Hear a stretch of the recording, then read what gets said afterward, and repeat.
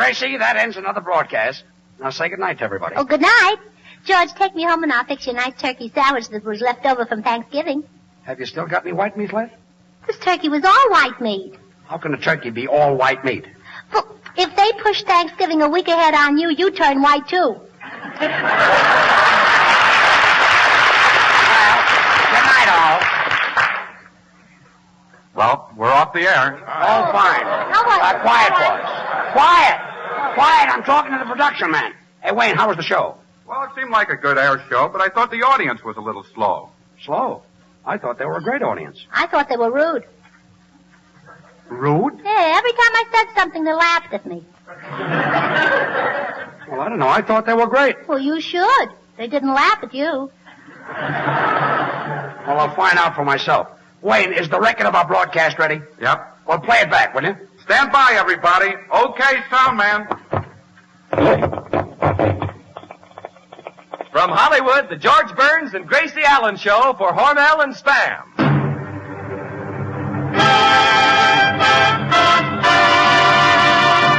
Crazy people.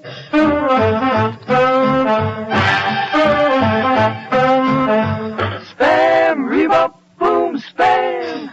George Burns and Gracie Allen on the show with his orchestra for singing glee with a smooth East Street. Last but not least, with Bud Heaston.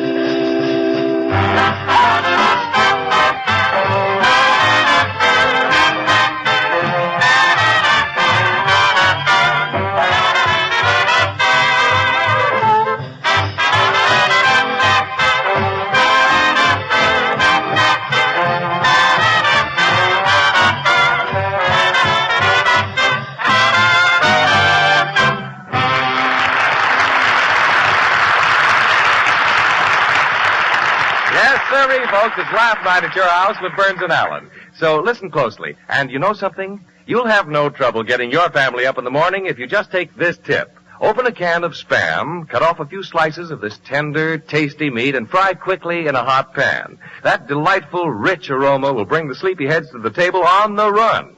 Because Spam tastes so good and is so easy to use, it's a breakfast favorite in thousands of homes today. You like Spam's mouth-watering flavor, its juicy extra goodness. Tired appetites wake up in a hurry when Spam is sizzling in the pan.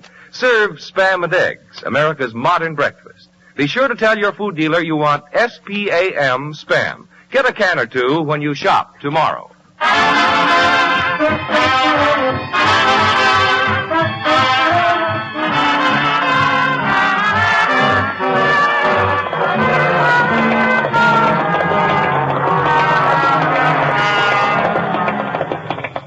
Hey, Soundman, what happened? Mr. Burns, you'll have to get a new needle.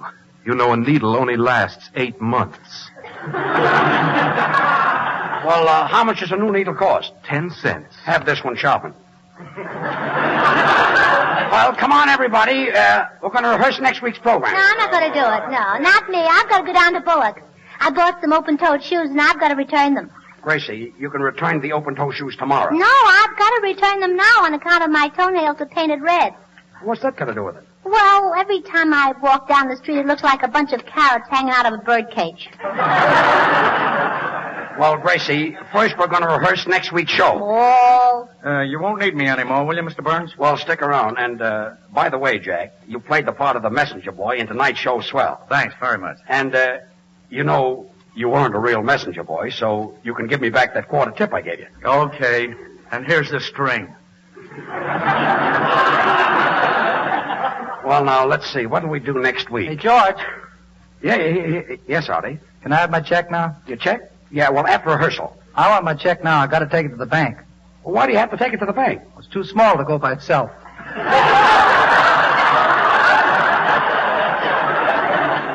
Well, here's your check, wise guy. Thanks a million. And here's your check, Bud. Thanks a million. And Senor Lee, here's your check. Thanks, $1.10. Quiet. And Gracie, here's your check. Thanks a Oh, wait a minute. This is an insult. $3,000 is an insult? Well, look what it says on the check. Gracie Allen, $3,000 and no cents. She gets a check for $3,000 and she's insulted. You know, Gracie, that's a neat little figure. Oh, I know, and I'm pretty, too.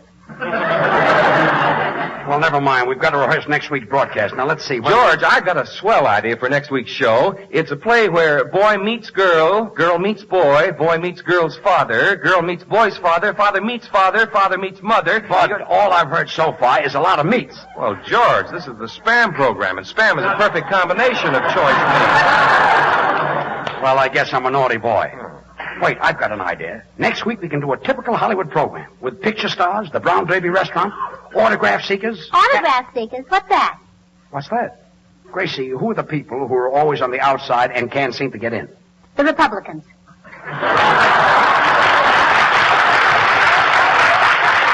Yeah, that's what I meant, yes. Look, George, why don't we do a kiddie program next week? I've got a cute little poem. Well, let's hear it. Okay. Jack and Jill went up the hill to fetch a pail of water. Oh, yeah? Well, it's a nice little kiddie program. And, Artie, I've got a TL for you and that Senor Lee. When we were on the air a few minutes ago, I had one joke in the whole show, and you guys killed it by talking in on it. Why didn't you wait for my laugh? What? And Mr. Crosby show? Crosby isn't on until Thursday. That's right. Artie, tell that musician to stop with those wisecracks, and that goes for that whole broken-down band of yours, too. Broken-down band, huh? It happens to be a symphony. Yeah? Well, it may seem funny to you, but it doesn't seem funny to me. And wait for it. And that's without an audience. Say, George, I figured something out. Next week, let's do a Jack Benny type of show. Jack Benny? Yeah, you know. That's the fellow who plays those small parts in the Rochester pictures. Oh, yes. You mean Hillard's brother-in-law? Yes. Yeah. Freddie Allen Straightman. Yeah, uh-huh. Now, I can play the part of Mary Livingston. Yes. And Artie Shaw can play the orchestra leader, Phil Harris. Well, then he'll have to wave his hair. No, he's got a baton. Oh, he can wave that instead. And let's see. Senor Lee can be Rochester. How can Senor Lee be Rochester? Yeah. Oh, too tall. Yeah, he's a little too tall, yeah. Now, let me see. We need somebody to play Don Wilson. Let's see. Bud Easton and the Smoothies can do that. Yes, that's a nice fat part, yes. And now, let's see. The only thing left is to get somebody as funny and clever as Jack Benny, and you're the only one left. Yes. So I guess we can't do that show. I thought so.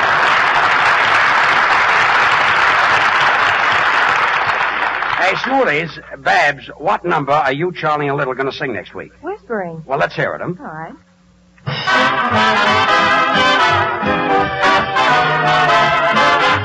Whispering while you cuddle near me. Whispering so no one can hear me. Each little whisper seems to cheer me. I know it's true, there's no one dear but you. You're whispering while you'll never leave me. Whispering while you'll never grieve me. Whisper and say that you believe me. Whispering that I love you. Whispering why you never will leave me. Oh, whispering why you never will grieve me. Whisper, tell me that you love me. Or swear it by the stars above me. I love you, I love you. I'm whispering that I love you.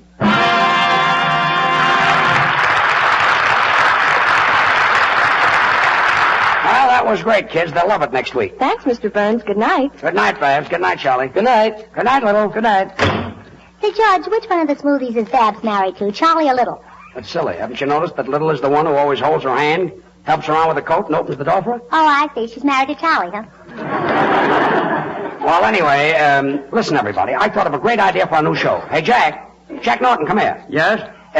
Jack, do you know how to do a drunk? Can I do a drunk? I was standing at the corner, and I was minding my own business, and a fella comes up to me. Okay, Jack. Okay, Jack. Well, Jack, you've got the part. It pays $12.50 a week and all the spam you can eat. Now, let's see. We're going to do a restaurant scene, and I play a wisecracking owner. And, Gracie, you're a waitress. My sister Betsy used to be a waitress. I know she was a waitress. She got cross-eyed from watching the clock and looking under the plates at the same time. Well, all right, Gracie, I'd like to start. Now, this is a restaurant. Where are the tables? There are no tables. Where are the chairs? There are no chairs. There's no customers. There's no nothing. Business is bad, huh? Yeah, business is bad, yes. Well, anyway, this drunk comes in, and he wants a cup of coffee. But there are no tables? No. And he sits down. There are no chairs? No, there's no chairs. And he's drunk, huh? Well, anyway, when the drunk comes in and he asks for a cup of coffee, you holler, boss, boss. And that's where I rush in and do my funny stuff, you see? Now, Jack, you go outside and open the door, and Soundman, you let him in. Okay, let's start. Mr. Burns. Yes, Soundman. I'm sorry I can't stay for rehearsal. Why? You see, a group of world-famous explorers who were in my class at Harvard are waiting for me to take them down to the Union Depot. Yes? One of them discovered the North Pole, one of them discovered the South Pole. Soundman, why do you have to take them down to the Union Depot? Well, that's the only way they can find the place. Well, you're staying right here. Now, come on, let's start. And don't forget, Gracie, when the drunk comes in and he hollers, boss, boss, I rush in and I do my funny stuff. Yes. Okay, here we go. Say, miss, I beg your pardon. Could I have a cup of coffee, please? Did you say coffee? Wait a minute, Gracie. What kind of acting is that? Why so weak? Well, if you think I'm weak, you ought to taste the coffee. No. Look, Gracie, when he says, miss, I'd like a cup of coffee, put your personality into it. Well, maybe he doesn't like it sweet. Now, let's start all over again. Well, Come George, on. I don't want to butt in, but if you want to make your restaurant a success, why don't you do what we do at home? What's that, Bud? Well, for Thanksgiving, we always stuff a turkey with Spam, and it's a delicious You meat. stuff a turkey with Spam? Well, sure. We might as well give the turkey something to be thankful for, too. Well, never mind. Come on, let's get started. Now, don't forget, Gracie, when he comes in and he says he wants a cup of coffee, you holler, boss, boss, then I rush in and I do my funny stuff. Yes, Okay, Jack, let's start. Oh, say, miss, I beg your pardon. Could I have a cup of coffee? With or without cream? What's the difference? 5 cents. Well, come on, let's try it again. Senor Burns, as a director, you're a regular Cecil B. Schlemiel. You mean DeMille. Schlemiel means I'm a dope. Absolutely correct. Correct? Yes. And now do you want to try for $32? Take it or leave it. Marty, what are you going to do with that guitar player? He just called me a dope. Look, George, don't get excited. He's a foreigner. He just repeats what everybody else says. Yeah? Well, you can stop with those wisecracks, too. Look, guess what my drummer says to me every time you tell a joke? Artie, that isn't funny. Absolutely correct. Correct? Yep. Now, do you want to try for $64? Take it or leave it. No, don't take it. Quiet, everybody. Say, miss, I beg your pardon. Pardon me, Jack. Could I have a cup of... Yes, Jack. I know. I forgot all about it. It's a sketch. Try it again. All right. Oh, say, miss, I beg your pardon. Could I have a cup of coffee? Well, Gracie, why don't you answer him? I'm watching a customer play a slot machine. There's no customer and there's no slot machine.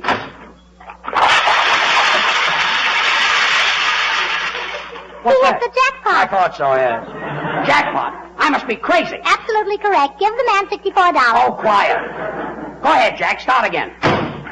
Say, miss, pardon me. Could I have a cup of coffee? Well, I'm sorry, sir. You have to wait a minute. I'm folding napkins. Folding napkins? Oh, I love to fold napkins in the cot if I used to be a baby's nurse. Jack, let's start again. Hey, miss, I beg your pardon. Could I have a cup of coffee? Well, you'll have to wait. The boss is busy. He'll bring your coffee in a few minutes. Chasing Sanford? No, chasing the cook. Gracie, look, I'm going to cut your part down just a little bit. When the drunk comes in and says he wants a cup of coffee, Yes? you say nothing. I come right in and I do my funny stuff without you. Go ahead, Jack. Let's go. Pardon me, miss. May I use your telephone? What's that? You're supposed to be drunk. What about the coffee? I don't need the coffee. This thing took so long, I got sober. You did,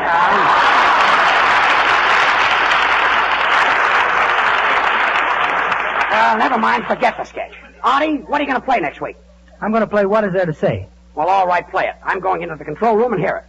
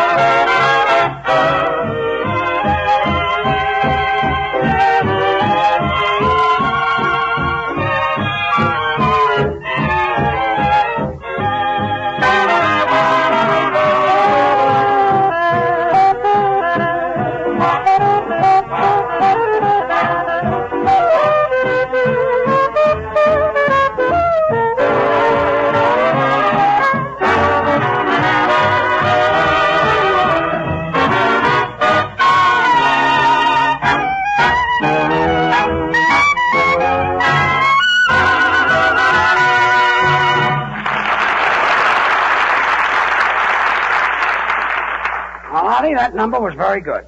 But your fourth violinist wasn't playing. Well, he doesn't have to. He's my brother-in-law. Well, good night, Artie. Good night, George. Good night. George, say, I've got a little idea I'd like to try for next week. Yeah, but, Bud, what is it? Well, you see, George, people all over the country are singing the praises of Spam. Yes. And that's what gave me this idea. Now, look, I fixed up this little ditty for the Spam Glee Club. Glee Club? Yeah, you and me, Senor Lee, and the sound man. And look, I'll start right here. Hey, where's F? No, got an F there? Me, me, me. You like Spam, you bet you will. Serve it cold or hot. Delicious cold or hot. You will. Always cold or hot. Always Spam is happy. Will. Always cold or hot. Delicious cold or hot. Will. Always cold or hot. Delicious sweet as happy beat. It always hits the spot. It always hits the spot.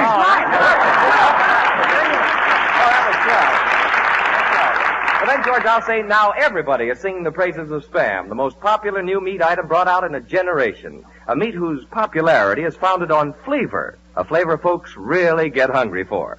Hormel discovered this new combination of meats, a new and better way to season it, a handier package to put it in.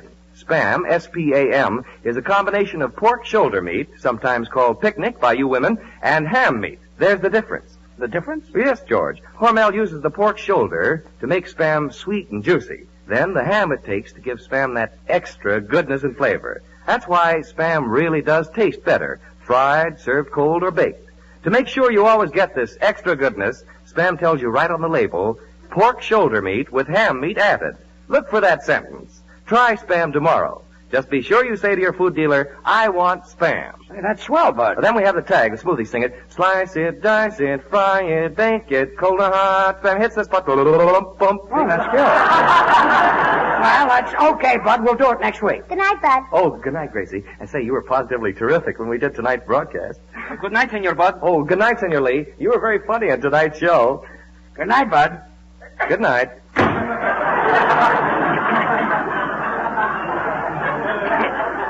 Certainly is a wise guy. Well, so long, everybody. So long, senor. Senor. I certainly enjoyed the bread crust tonight. Well, thanks, kid. I've got a date tonight with a girl from Earl Carroll's Von Nighties. One nighties? One nighty she's with me, one nighty with Artie Shaw. Okay. Good night, senor. Mr. Burns, Yes, Soundman. do you mind if I leave now? Oh, not at all, Hopper.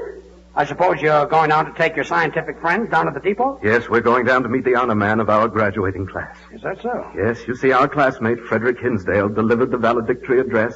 He won the Harvard-Yale debate and won first place in the International Oratorical Contest. I see, and he's arriving tonight, huh? Oh, no. No? Then why are you going down to the Union Depot to meet him? He works there. He's the train announcer. Good night, Soundman.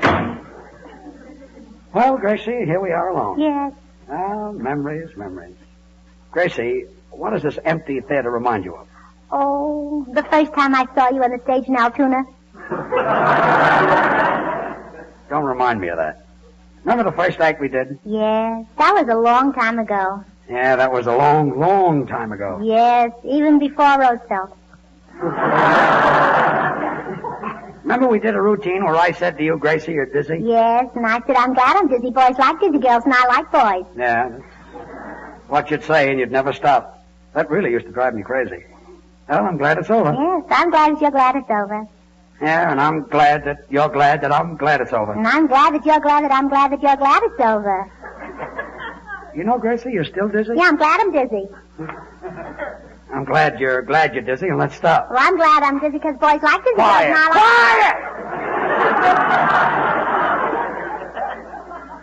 like... Ah, those were the good old days. Remember, Gracie, the first time I asked you to go to dinner? Oh, I'll always remember that. I didn't have a quarter. But you still took me to dinner. Do you know why? Sure, I had the quarter.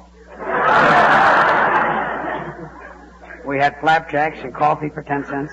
Remember those flapjacks? How can I forget them? They're still flapping. Remember, Gracie, we were both trying to get jobs. One week I wouldn't eat. And then next week I'd get a job. Yeah, I can remember now how I used to tell everybody that someday I'd be a big comedian. But they all laughed at me. Oh, they're not laughing at you now.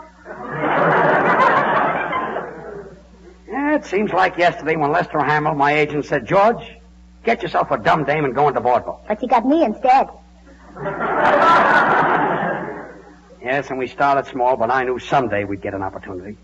Remember we played the Myrtle Theater in Brooklyn? Oh, sure. Then we went to the Hill Street Theater in North. Mm-hmm. And Poli's New Haven. Mm-hmm. And the Gem in Philadelphia. Yeah, and the Bijou in In Schenectady. Oh, That's sure, right. I remember that.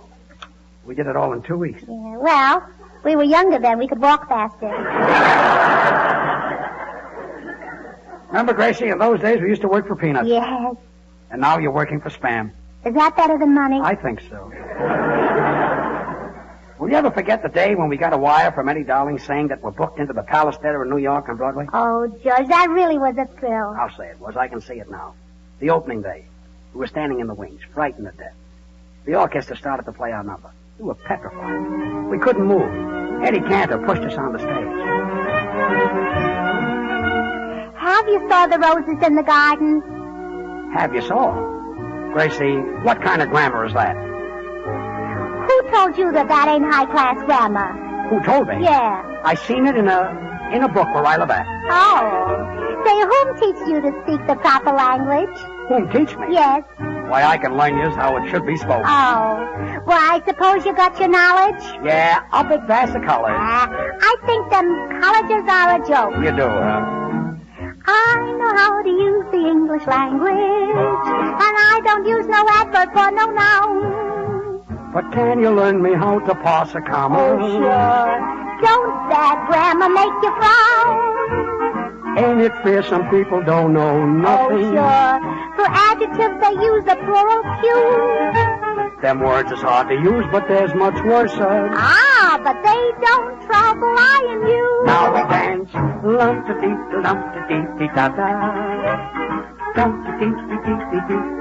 Stop. Gracie, do you like me? Oh, sure, Harry.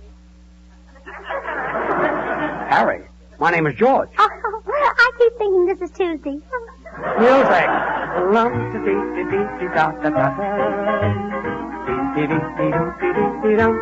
Stop. George, my sister just had a new baby. Boy or girl? Well, I don't know, and I'm dying to get home and find out whether I'm an uncle or an aunt.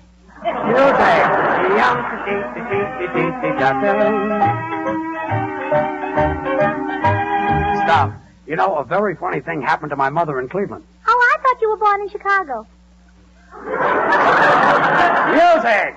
Them words are but they don't trouble I and you. That's the finish. They don't trouble I and you.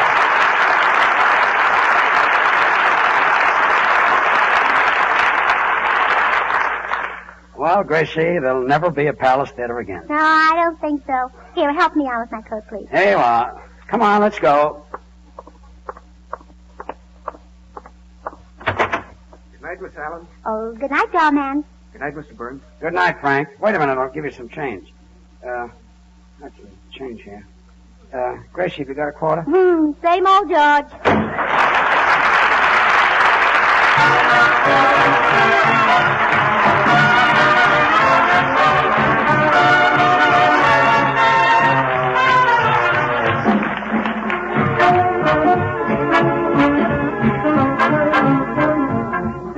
Friends, do you really want to make your meal planning easier? Listening to George and Gracie each week, you've no doubt promised yourself you'd try Spam soon. If you haven't yet tried Spam, you're really missing something.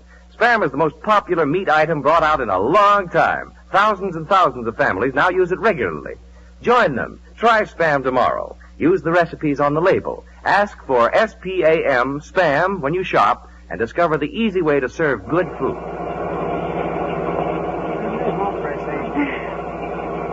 Driver, turn right on the next corner. Gracie, remember the Apollo Theater in Boonton, New Jersey? Yes. Remember the ventriloquist? Oh, with that cute little dummy on his knee. What was his name? Edgar Bergen. Oh, good. Whatever became of him? He's selling coffee. Oh, couldn't get anywhere in show business, huh? You know, Gracie, you're still dizzy? Yeah, I'm glad I'm dizzy. Boys like dizzy. Quiet, girls, quiet!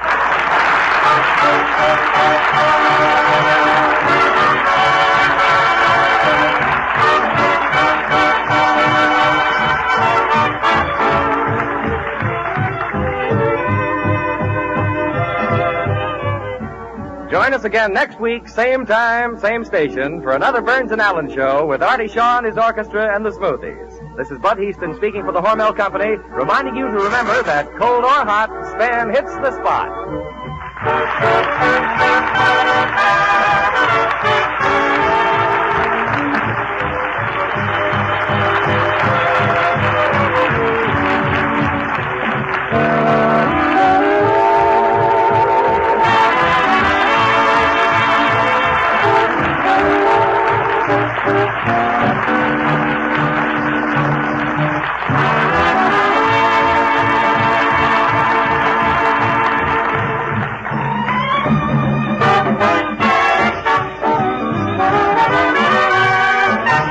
Have you tried Hormel chili con carne? Even those who think they don't like chili do like chili con carne the way Hormel makes it because it's different and everybody likes it. Double your money back if you don't like it. Try Hormel chili con carne tomorrow. This is the National Broadcasting Company.